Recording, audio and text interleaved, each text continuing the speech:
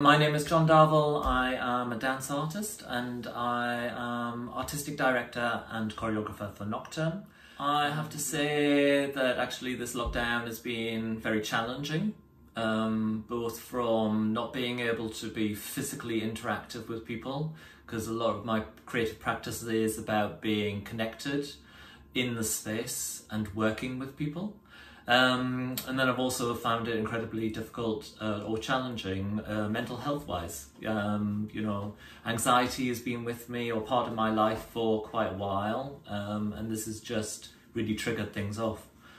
So I think I've found that actually over the last 2 weeks has been more about not doing anything, being frozen, being uncreative, living in a state of fear and uncertainty, which has been really debilitating. In this period, I would say that it's been very much focused about, you know, kind of Maslow's hierarchy of needs. You know, it's about, have I got a space to feel safe in? You know, it's about, have I got food? Have I got a house over my head? Is everybody in my family okay? So it's been very more about protecting myself than kind of thinking about work or anything like that. You know, but work as others, freelancers and artists, you know, that's just totally disappeared. And that's been a really negative space to be in for the last 2 weeks. But as time has gone on, you know, that for me has changed, and now I'm feeling a lot more upbeat and positive about the whole situation. The thing that I found really interesting about this experience is that it has made us all stop. But the upside of that is that I think everybody is a lot more receptive about having discussions or conversations with people in a really valued way.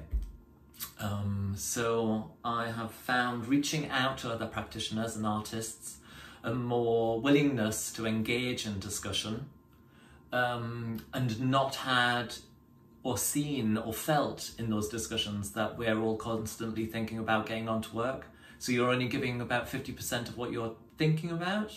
And from that, I think have come little gems of really interesting ideas, creative ideas, that can go forward in the future that are not related to the current situation that we're in. My message to other artists would be, don't think what other artists are doing or perception of what other people are doing is what you need to do. Take time, do it in your own way, step back. I definitely know I felt I was undervaluing my practice and my approach because I was seeing other people online suddenly jump up and saying, we must do this, we must do that, we must connect, we must make this.